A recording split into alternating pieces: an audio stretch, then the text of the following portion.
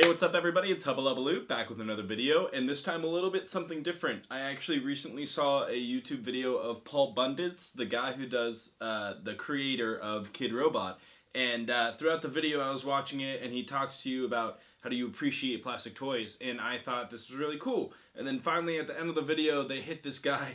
His name is Sucklord, and I was like, there's no way like this artist goes by Sucklord. So I had to look him up, and as you can see right here, that he is a real guy, and he does old figurine art of like Frankenstein and Star Wars and old 1970s and 80s and 90s movies, and they really look cool and authentic. And I thought it'd be really cool to pick them up because I definitely liked a couple of them. So if you guys are looking at the screen right now and you don't really know where those toys came from, in the 1980s, early 1980s, when Star Wars actually came out, they came out with these Star Wars figurines, Kenner did, and they weren't actually prepared for how well Star Wars and the kids wanted these toys. And so this whole production of movie and TV show toys started coming out, so that's why you see He-Man, Star Wars, Star Trek, and blah, blah, blah, blah. So he takes the old figurines and creates a whole different new one. And so I'm going to show you these two right here. This one is probably one of my favorites, Neem Num. I don't know if it's how you pronounce it, but he's one of my favorites. The box on the back's a little bit messed up. And then the other guy I got was Prune Face. I have a couple others, but these are my favorite right now just because they're names and quality like. Because these are actually pretty expensive. But for today, I really want to show you what I got from this guy named Sucklord, and one other piece that I do have of Star Wars memorabilia pretty much, but in an artist kind of form.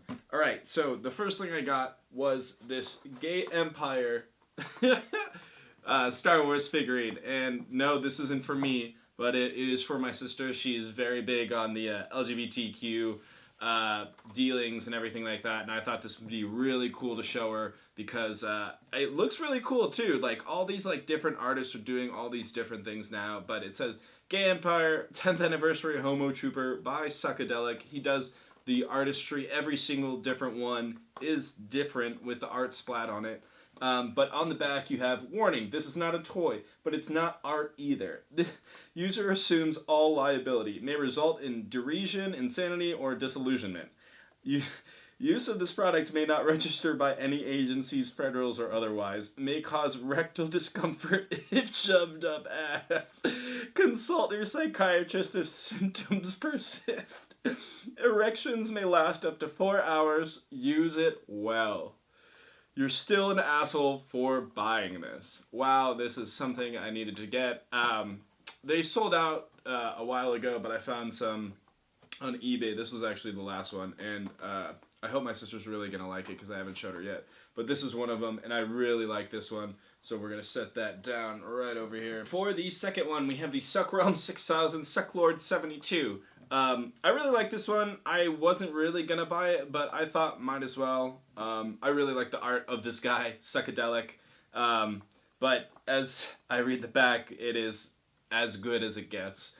This is eternal. There is no beginning. There is no end. There's only Suckadelic. Ever-expanding concentric circles of suckness fold in on themselves, forever and ever in endless patterns and waves. There is no moving it. There is no stopping it, speeding it up, or slowing it down. It exists in its own time and its own terms. You cannot affect it. You can only react. Endless permutations of you reacting to Sucklord exist in all places at all times, happening at all once and simultaneously in sequence. So pony up, you floating mist of a man, and buy the same figure again and again and again, because it's always the same, always different, forever. You're an asshole for buying this. Warning! This is not a toy, but isn't an art piece either. Don't let kids anywhere near this fucking thing. May cause insanity, poverty, or death. Users assume all liability. Do not mix with alcohol. Man, like, things like this, I was really happy about. It came out really well, too. And then the last one is probably, if I didn't have the Imperial guy, the Star Bomb. This is something to laugh about. When they actually came out with more toys, they actually came out with complete sets. And this complete set was a Jabba the Hutt one. And this Jabba the Hutt might have been smoking a bong. And what he says is pretty true for what he has for this figurine that he has. And by the way, this is the actual bog that they had from that piece. In 1983, Kenner Toys released the Jabba the Hutt action playset as a part of their Return of the Jedi action figure line. While on the surface this toy seemed like any other plastic representation of iconic space alien, it is, in reality, one of the most perverted toys ever made. Amongst the other accessories included with this set was a bong and a bondage leash.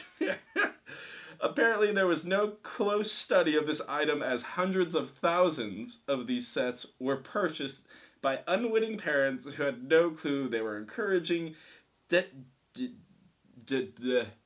degeneracy, Jesus, Hayden, in their children by giving them replicas of S&M gear and plastic drug paraphernalia. If you guys don't know what S&M, go look it up. But if you're a child, don't look it up because you don't want to look it up. If you're an adult, you probably already know what it is. But let's get back to it. Looking at this generation now as adults, one must conclude that it is clearly the corrupting influence of this toy that has caused their downfall. Someone must be held accountable. Actual vintage accessories included for research purposes only. I am so excited I found this before it actually sold out. It was only like $20. That Sucker Realm 6000 was like 40 something. I was kind of iffy about that one, that's because why, but this one was perfect. Very like short cardboard. I like the printing, the figurines in there. I actually don't know if this is even more expensive with this thing in it or not. But no matter what it is, I really appreciated it because it was a funny art piece that I'm probably going to have for the rest of my life. Okay, guys, for this final piece, I really don't know who the artist is, but my brother got me this for Christmas, and I really appreciate it. It is not a Henry Mancini vinyl. No, it is a vinyl, but it's by Barry Manilow, and it is an awesome vinyl. I'm pretty sure it's lasered out, but the vinyl is a picture of Han Solo and Boba Fett lasered out of the fucking vinyl, dude. Like, I was so excited about this. I still need to put it up, but it's really awesome. I've never seen anything like this. It looks cool both ways, no matter what it is. But hopefully you guys like it too. I really appreciate art stuff like this. I love art in general. If you guys have seen my Instagram, I'll post a couple pictures now.